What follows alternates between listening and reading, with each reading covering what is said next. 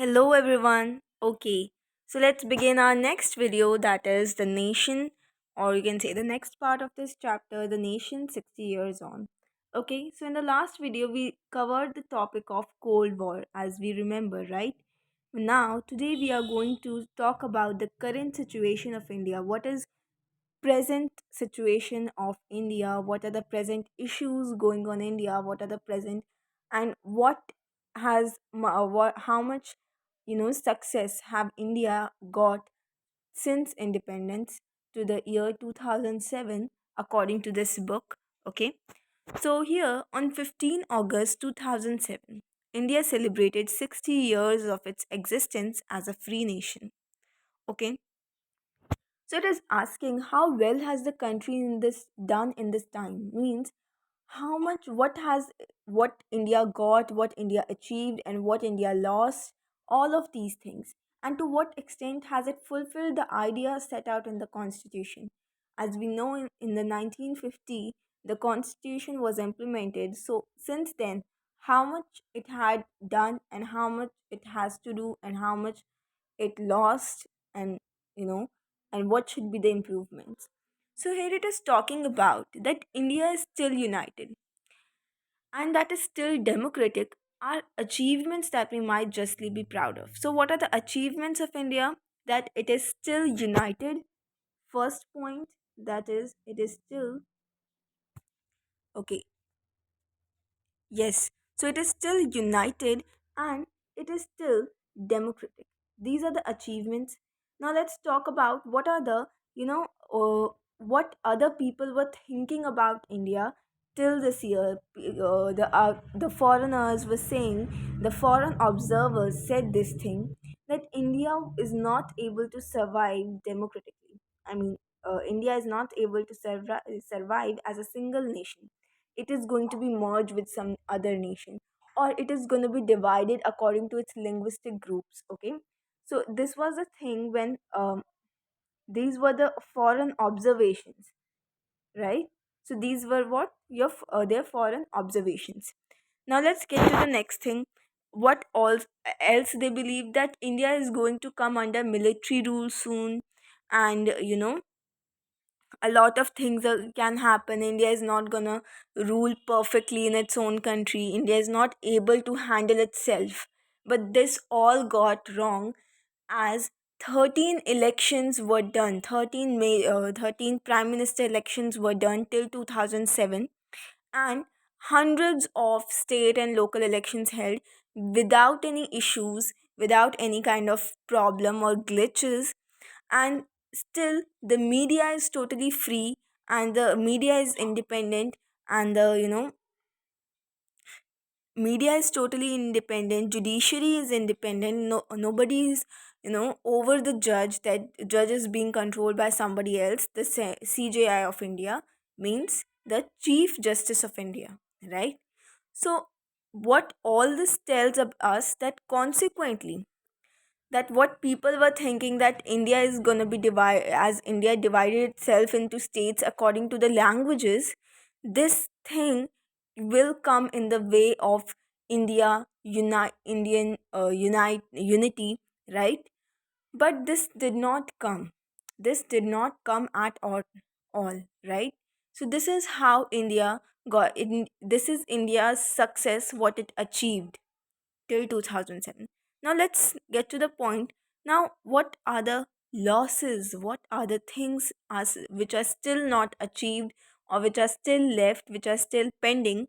Those things are that even after providing a lot of amendments, a lot of guarantees by constitution, still untouchables, or as we refer them currently as Dalits, are still being exploited in their villages, in remote areas, in countryside area, and they are being still exploited, or they are not allowed to go in temples where richer caste people go. They are not allowed to take water. They are exploited. They are not able to take avail resources, right? And they are not even allowed to enter into public places. So these are the things which still exist in practical India, but according to our Indian constitution, it should not be existing in India, right? There have been clashes. Even that in Indian constitution it is mentioned that all religions are equal. All religions are equal for India, but still people believe that people still fight on religion. People still fight. Different religious groups fight with each other on any issue, and this states that India is not has not achieved that much yet. Okay, India has not improved this thing yet. Now, here it comes that above all, as many observers have noted, the gulf between the rich and the poor has grown over the years. Okay, so basically, it is saying that the rich is getting richer, the rich is getting richer, and the poor is getting poorer, right? How? So basically, it is saying that if somebody is, rich, okay, and this is the distance between poor man, like it is around whatever, poor has this much money, so rich will be have this amount more money, right? But in the current India, this is not happening that the rich is there, rich is normal, and the poor is going upwards, right?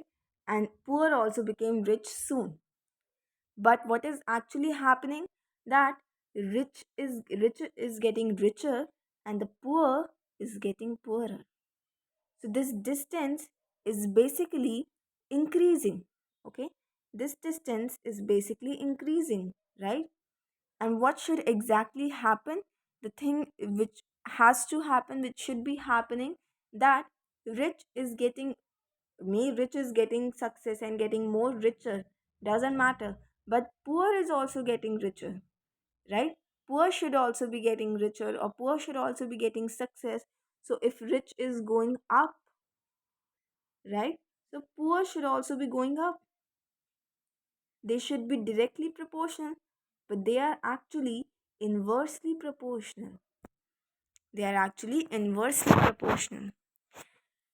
Now, let's come to the point that this is how it is happening, that the rich people are getting availing more resources, more expensive resources.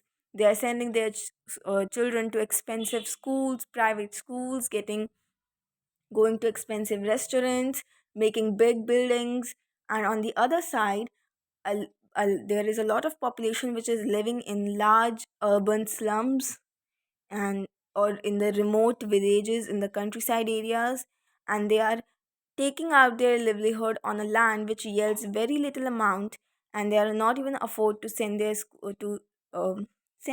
children to school.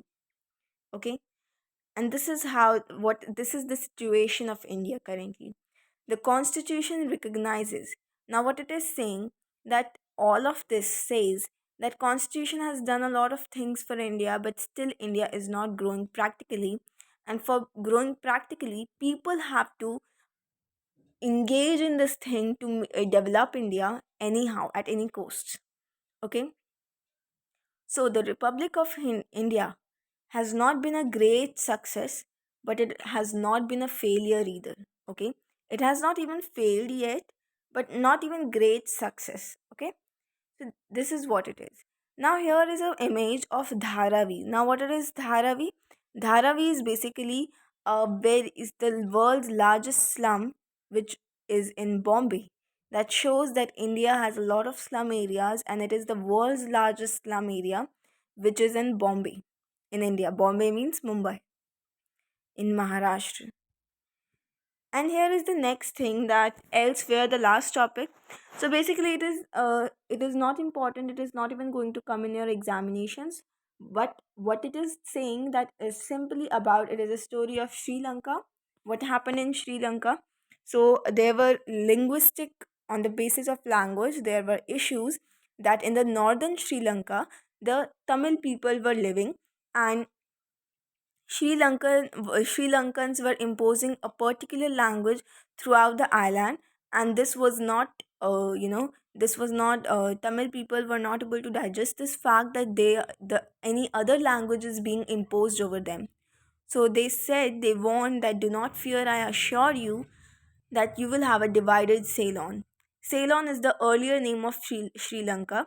So it is a Tamil MP said that if you do this, if you impose this language over us, then soon Sri Lanka will be divided into two parts, and one is for Tamil people and another is for Sri Lankans.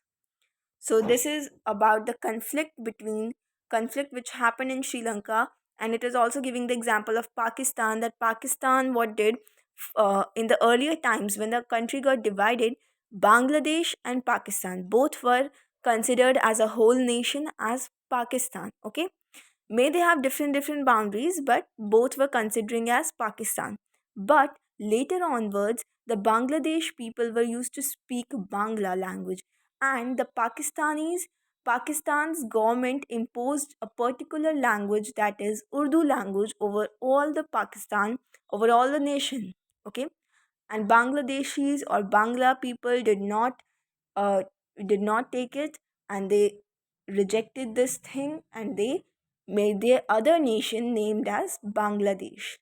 Okay, so this was all about it. I hope you got it. If you have any kind of question, anything related to this chapter, please mention the comment section. I'll definitely answer. And thank you. Have a good day.